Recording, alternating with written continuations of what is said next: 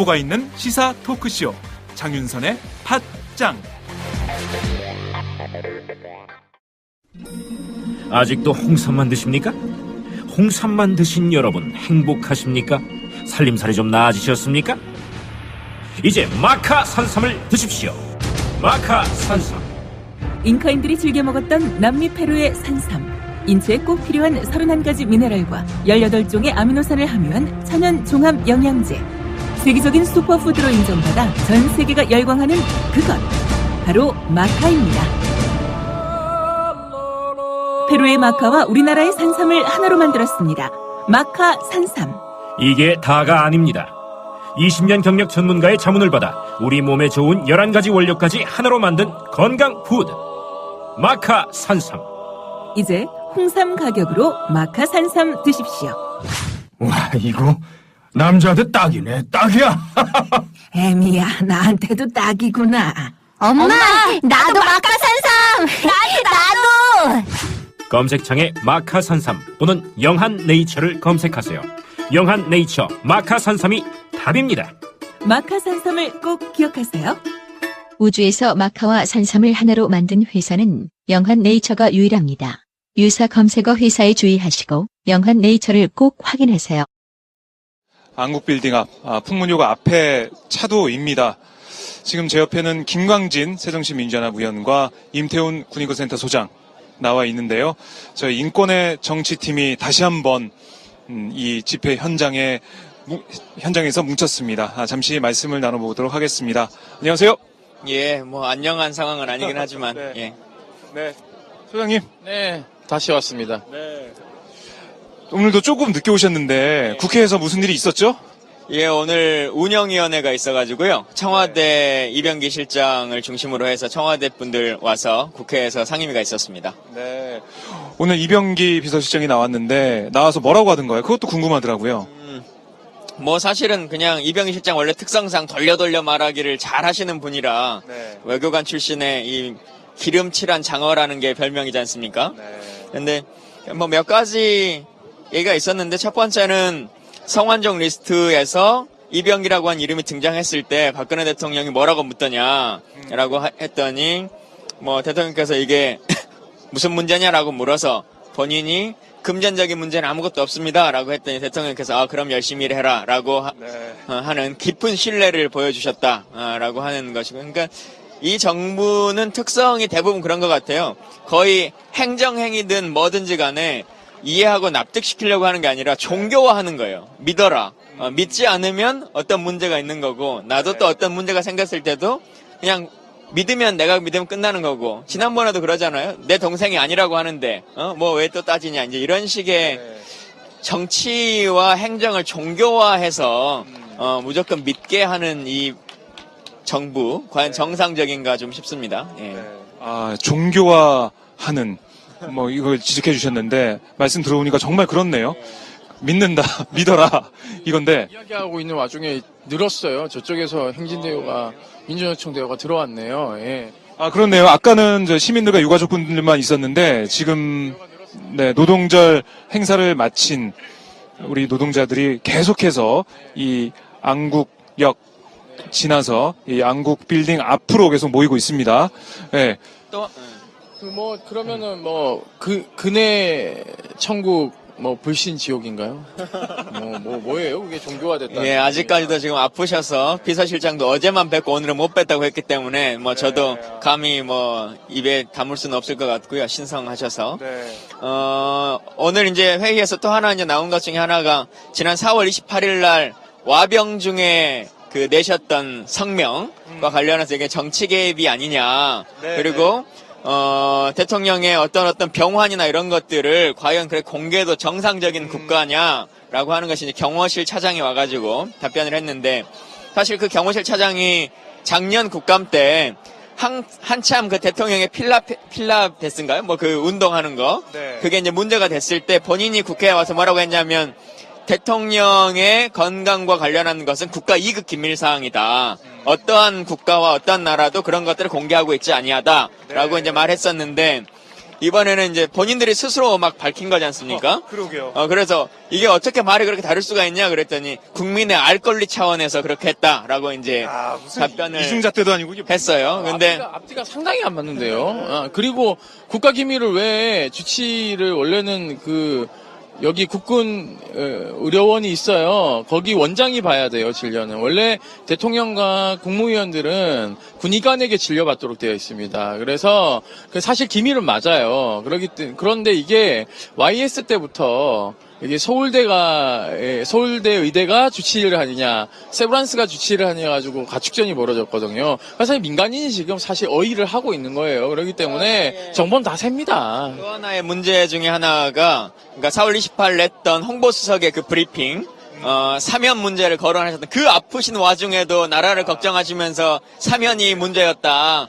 연금을 체결하라라고 하는 그 대전은요 2탄의 성명을 내셨는데 제가 질문했어요. 그 성명을 그러면 비서실장은 몰랐다는 거예요. 그 성명을 내는 것에 대해서. 그래요? 예, 몰랐고 자기는 알지 못했다고 했고 그러면 이게 홍보석이 가서 대통령이 말씀하신 구두로 말씀하신 것을 기술해가지고 발표한 거냐 물었더니 아니다. 홍보실에서 초안을 작성해서 대통령에게 승인을 받은 거다라고 이제 밝혔어요. 결국은 정치적으로 이용하기 위해서 초안을 작성해 갔고 그것을 그냥 대통령의 승인을 얻는 정치적 그냥 형식만 빌려서 선거에 개입했다라고 하는 것을 스스로 인정하는 것이죠. 예. 그렇네요. 홍보실에서 초안을 작성했으면은 그 사면 문제 이런 것도 초안에서 다 나온 상태일 텐데 청와대가 선거를 앞두고 정말 이걸 정치 쟁점화해서 뭔가 개입을 하려는 그런 의도가 보이지 않나 그렇게 느껴지는데요. 아니 비서실장이 어제 대통령을 뵀다고요? 예, 어제 많이 아프시다고 하시던가요? 어제 뵀었는데 안색은 아직도 좋지 않다라고 해서 또 야당 의원들이 국민의 알 권리 차원에서 지금은 건강 상태가 어떠시냐라고 물었더니 국가안보상 말려줄 수가 없다라고 또 답변을 하더라고요. 이게 무슨 국회의원이 바보도 아니고 거기서 말장난을 하네요. 그러니까 야당이 물어보면 안보 사항이고요. 정치의 선거에 필요하면 그때는 국민의 알 권리. 예, 그러니까 어떤 국민을 따로 두고 계시는지 좀 애매한 거죠. 한마디로 얘기하면 자기가 하면 로맨스고 남이 하면 불륜이에요. 이런 이중적 잣대를 가지고 국정을 운영하니까 개판인 거죠. 그 말이 딱 맞네요. 자기의 이 상황이 지금 현재 박근혜 정부가 새누리당이랑 재보선에서 이겼다라고 하지만 사실 이건 이긴 건 아닙니다. 어떻게 보면 국정은 이미 레임덕이 시작되었고 그런 가운데 국정이 표류하고 있는 건 사실입니다. 다만 여기서 야당이 좀 일치된 어떤 힘을 보여주지 못했기 때문에 어부지리를 얻은 것이 있는 것이죠. 그러니까 김무성 당대표 같은 경우는 굉장히 지금 납작 엎드려서 몸을 사리고 거만해지지 않으려고 하는 겁니다. 이게 사실상 야당은 참패라고 좀 자숙하고 있는 상황이지만 여당 입장에서는 지금 이 정국은 살얼음을 걷는 심정일 겁니다. 언제 어디서 균열이 가서 어떻게 이 침몰할지 모르는 상황이기 때문에 이 위기 관리에 대한 대처 능력이 얼마만큼 뛰어난지 좀 봐야 될 지점도 하나 있고 관전 포인트로. 그리고 지금 야당이 현재 우리 김광진 의원님도 열심히 하시지만 문재인 대표께서 안철수 의원을 합의 추대하자 이런 얘기는 저는 좀 굉장히 성급한 문제다. 이게 그러니까 이 재보선의 패배의 원인이 무엇인지 좀 분석을 하고, 그걸 통해서, 다음 총선 전략을 어떻게 짤 것인가, 그리고 집권하기 위한 대선 플랜도 어떻게 짤 것인가에 대한 심도 있는 어떤 각 계파 간의 허심탄회한 연석회의 같은 걸 통해서 계파 수장들이 모여서 뭔가를 좀 이렇게 이걸 타개해보자. 그래서 그 나머지 계파 수장들과의 역할을 주면서 뭔가 일치단결된 모습을 보여줘야 되는데 지금 그런 모습이 아니라는 것이죠. 그래서 리더십도 사실상 지금 굉장히 타격을 받은 상황에서 국정이 야당에 견인돼 가는 게 아니라 오히려 지금 김무성과 야당 역할을 하는 유승민 원내대표에게 견인되어 가는 듯한 박근혜조차도 여기에 견인되는 듯한 느낌을 받아서 참 이게 어떤 상황인지 뭔가 명확하게 설명이 안 되는 상황입니다. 그러니까 지금 재보선 얘기가 자연스럽게 나왔는데 또 의원님이 오셨으니까 저희가 안 물어볼 수가 없을 것 같아요. 이번 재보선 결과 어떻게 받아들이시는지 한 말씀 해주세요. 뭐 아까 방금 말씀하신 야당의 워크숍은 14일 날 저희가 하기로 약속이 돼 있다는 걸 먼저 좀 말씀드리고요. 선거 결과는 뭐 어느 정도 예상할 수 있는 범위이긴 했습니다. 뭐 슬프긴 하지만 예상될 수 있는 지표긴 했는데 그래도 그 결과가 실제로 저희 눈에 이제 닥치니까 참 참혹한 심정을 금할 수 없는데요. 특히나 이제 광주 선거 같은 경우가 이제 여러 가지 것들을 표현하고 있고 또 광주 전남이라고 하는 것이 새정치민주연합에서 상징하는 바가 있기 때문에 여러 가지 것인데 사실 이제 제 지역구가 순천이지 않습니까? 네. 근데 저희가 몇 개월 전에 730 보궐선거를 했던 상황이었고 똑같은 일들이 벌어졌었어요. 동일한 케이스였다고 생각합니다. 뭐 대상자가 새누리당이었고 무소속으로 바뀐 건 차이점이 있지만 그러니까 결국은 지난번의 선거에서는 전략 공천을 하지 않았어야 되는데 한 것에 대한 불만과 문제 제기가 있었고 근데 이제 그것에 대한 두려움이 생기다 보니까 전략 공천을 해야 되는 지도자의 결단이 필요한 시기에는 그 결단을 하지 못한 측면이 있어요. 그러다 보니 광주 전남에서는 사실 기존의 기득권 정치인이라고 하는 사람들이 공고하게 있습니다. 그래서 당내 경선이라고 하는 것을 그냥 하향식 경선, 상향식 경선을 통해서 하게 되면 기득권 세력이 될 수밖에 없는 구조를 안고 있어요. 근데 일반 유권자들은 그 사람이 되는 것을 별로 좋아하지 않으시죠. 그래서 새로운 사람이 좀 왔으면 좋겠다. 젊고 혁신적이고 좀 물갈이를 했으면 좋겠는데 그냥 경선으로 했을 때는 이게 안 되는 거예요. 이제 이것에 대한 끊임없는 반복이 되기 때문에 지도자가 이제 어느 정도는 지도력을 발휘해서 결단을 내려야 되는 시기가 온다. 그 공천에 있어서. 근데 사실 이번에는 당선된 지 3개월밖에 되지 않았기 때문에 그런 거 하기가 쉽지는 않으셨겠죠. 예. 뭐 아무튼 여러 가지 요인들이 그냥 결합이 돼서 이번 재보선 결과 나왔을 텐데 뭐 어떻게 보면은 지금 총선이 1년 남았어요. 그러니까 1년 남은 기간 어떻게 또 준비하느냐.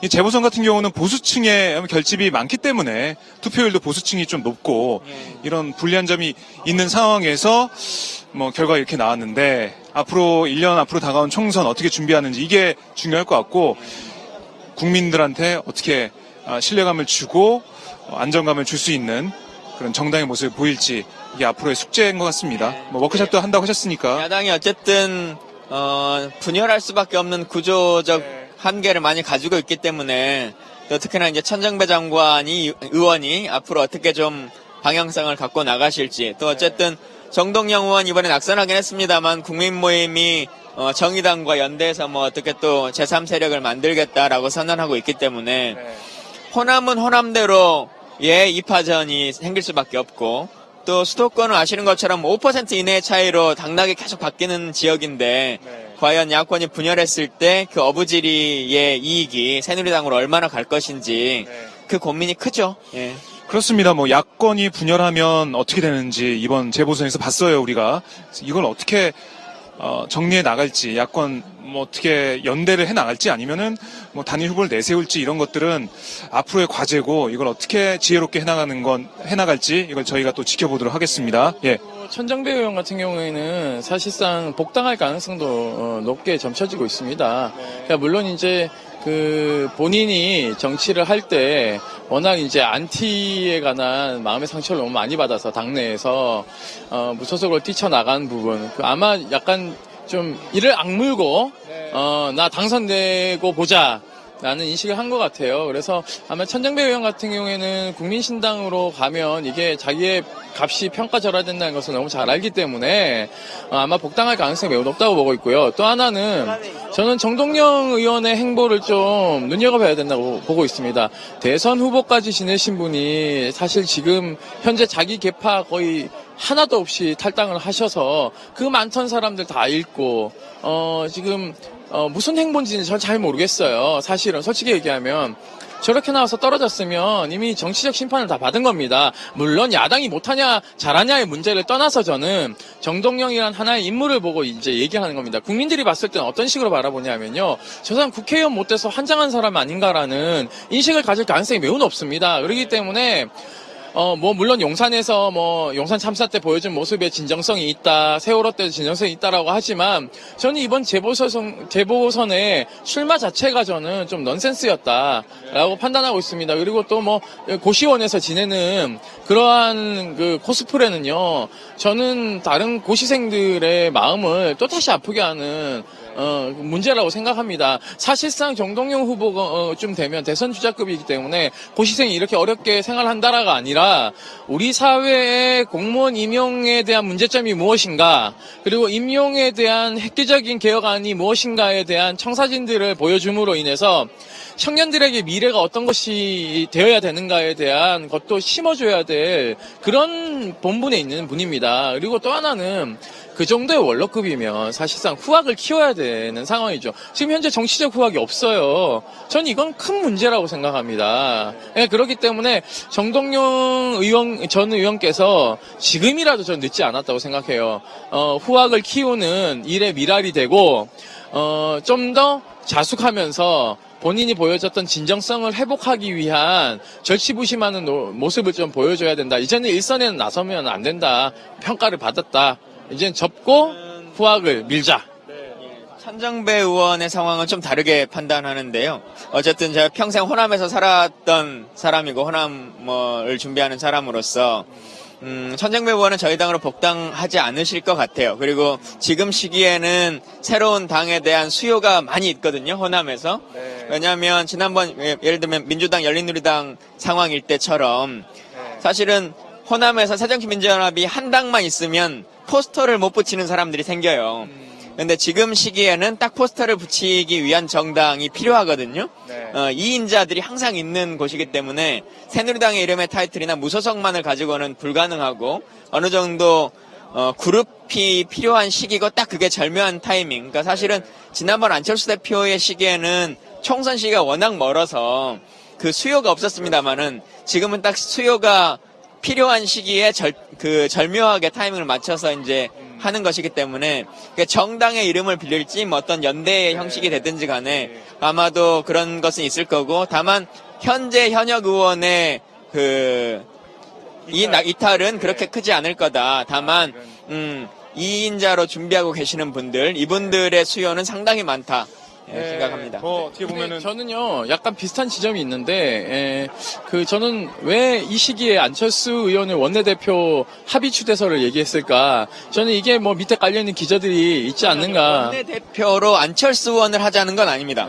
안철수 의원과 문재인 대표가 만나서 이 시기에 원내대표 선거를 하고 있는 것이 모양새가 좋지 않으니 후보 중에서 합의 추대하자라고 두 사람들이 만나서 한 얘기지. 두 분이 만나서 얘기해요?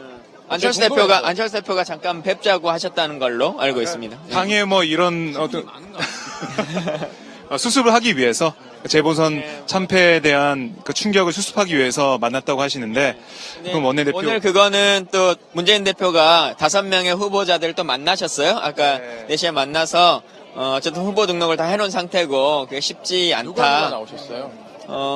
서른 의원, 조정식 의원, 그다음 이종걸 의원, 최재성 의원, 김동철 의원 이렇게 5분. 아무튼 원내대표 선거도 저희가 지켜봐야겠고요. 저희가 이렇게 정치 얘기를 좀 했는데 오늘 운영위도 있었고 재보선 결과에 대해서도 의원님 나와 계시니까 들어봐야겠고 해서 정치 얘기를 좀 했는데 잠시 좀 이 상황을 좀 제가 좀 둘러보죠. 지금 차벽을 좀 일부 열어줘서 사람들이 들어올 수 있도록 지금 숨을 터준 상태입니다. 그래서 아까 시위대가 지금 좀 아까 이 숫자보다는 배로 늘어났죠. 여기 오시면서 좀 힘드셨죠? 차가 차가 오는 길에 많이 막히고 하다 보니까 돌아서 오다가 청와대 쪽에서 걸어서 이제 내려왔는데요. 저도 이제 오면서 느낀 게 어디로 가야 되지라고 하는 고민들이 이제 많으실 거예요. 아마 방송을 보시는 분도 그렇고. 그래서 그걸 좀 아시면 어떻게 해서 좀 오고 이후에 진행이 어떻게 되는지 좀 알려주시면 좋을 것 같은데요. 지금 아무튼 지금 다 막혀 있는 상태예요. 아까 보니까 안국역 이쪽 저희가 있는 쪽으로 나오는 방향도 경찰이 다 막고 있습니다. 저도 못 나올 뻔했어요. 마이크를 보여주고 기자라고 명함 보여줬는데도 출입증, 기자증이 없으면 못 간다, 그러는 거였어요. 저도 못 올 뻔했는데 시민들이 모이는 걸 좀 막는 그런 분위기고요. 계속해서 시민들은 자리에 앉아서 율동을 하거나 그리고 구호를 외치거나 그리고 오손도손 얘기를 나누시거나 이러면서 오늘 1박 2일 철야 집회를 함께하고 계십니다. 철야 집회 장소인가요? 아니면 서울광장이나 뭐 어디인가요? 지금 현재 상황에서는 여기가 메인. 메인 장소가 됐습니다. 지금 움직일 수 없는 상황이라서 그렇게 됐고, 자, 그래서 저는 아까 임태훈 소장과 얘기할 때 의원님이 못 오실 것 같다. 그래서 오토바이 퀵 서비스를 통해서 와야 되는 거 아니냐. 차가 못 오기 때문에 그런 얘기를 했는데 걸어서 오셨군요. 네. 잘 오셨고요. 저희가 뭐 1박 2일 오늘 철야 집회니까 마음껏 또 얘기를 나눌 시간이 있을 것 같아요. 시간은 많으니까 이따가 다시 또 말씀을 나눠보도록 하고요. 지금은 저희 저쪽 앞에 차벽 앞에서 유가족들과 시민들의 발언이 이어지고 있습니다. 그쪽으로 카메라를 넘기도록 하겠습니다.